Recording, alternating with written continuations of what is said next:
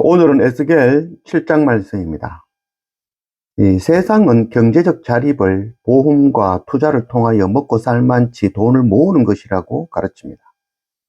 그러나 성경은 감사함으로 주어진 것에 자족하며 살 수 있는 것이 경제적 자립이라고 가르칩니다. 빌립보서 4장 11절, 내가 궁핍함으로 말하는 것이 아니라 어떠한 형태이든지 내가 자족하기를 배웠노니. 이 사도 바울의 고백이죠. 감사와 자족함이 없으면 돈을 쫓다가 그 인생의 끝을 맞이하게 될 것입니다. 왜냐하면 사람의 욕심은 끝이 없죠. 만족함이라는 그 기준이라는 것은 끝이 없는 기준으로 올라갈 수 있는 것이죠.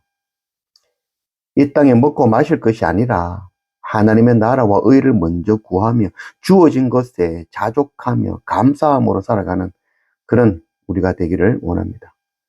1절, 여호와의 말씀이 내게 임하여 이르시되 너 인자야 주 여호와께서 이스라엘 땅에 관하여 이같이 말씀하셨느니라.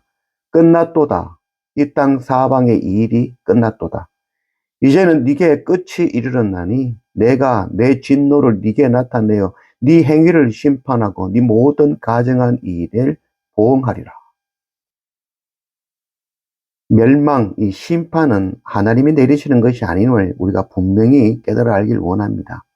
하나님은 우리를 멸망에서 건지시는 분이시죠. 구원하시기 위하여 이 땅에 오신 분이 바로 십자가 예수 그리스도이신 것이죠. 오늘 말씀에 끝났도다. 이 땅 사방의 일이 끝났도다.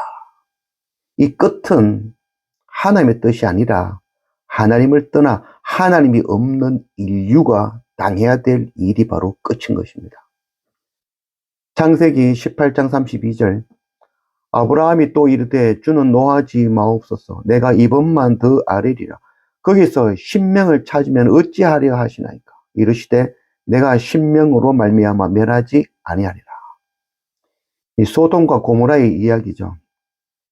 하나님께서 소돔과 고모라를 멸망한다라고 말씀하실 때에 아브라함이 아닙니다. 거기에 의인이 있는데 함께 멸망시키면 그게 하나님의 공의입니까? 그럴 수 없습니다.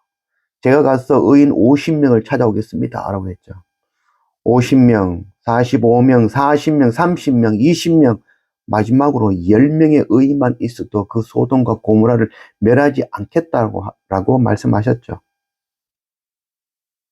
하나님께서 멸하신 것이 아니라 하나님을 떠났고 악이 가득하고 또 그 안에 의인 10명이 없기 때문에 유황불로 소돔과 고모라가 멸망한 것이죠.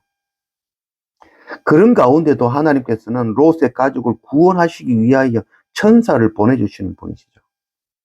불심판은 하나님께서 하신 일이 아니라 인간이 하나님을 떠난 결과라는 것을 알아야 됩니다. 끝은 인류가 의인 10명이 없어 하나님을 대적하고 하나님을 떠나버리면 그것이 곧 죽음이며 심판이며 멸망이며 끝이 되는 것입니다. 5절, 주 여호와께서 이같이 이르시되 재앙이로다. 비상한 재앙이로다. 볼지어다. 그것이 왔도다. 끝이 왔도다. 끝이 왔도다. 끝이 너에게 왔도다. 볼지어다. 그것이 왔도다. 이 땅 주민아, 정한 재앙이 네게 임하도다. 때가 이르렀고 날이 가까웠으니 요란한 날이요 산에서 즐거이 부르는 날이 아니로다. 끝이 왔도다. 끝이 왔도다. 끝이 네게 왔도다.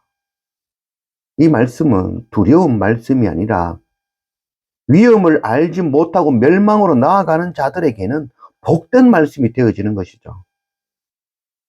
우리가 만약에 이 독약을 마시려는 모르고 물인 줄 알고 독약을 마시려는 사람에게 있다면 그 사람에게 사랑합니다, 축복합니다 라고 말하는 것은 오히려 그를 죽이는 저주의 말이 되어지는 것이죠. 물인 줄 알고 독을 마시려는 자에게는 욕을 하고 따귀를 때리고 그거 마시면 니는 끝장난다 라고 해주는 것이 그를 살릴 수 있는 생명이 되는 말씀이 되어지는 것이죠. 마태복음 12장 34절, 독사의 자식들아 너희는 악하니 어떻게 선한 말을 할 수 있느냐. 이는 마음에 가득한 것을 입으로 말합니다. 예수님이 말씀하신 말씀이죠. 독사의 자식들아. 눈이 멀고 귀가 닫힌 자에게는 이 독사의 자식들아 하는 말씀이 이 욕하고 저주하는 말로 듣고 이해하죠.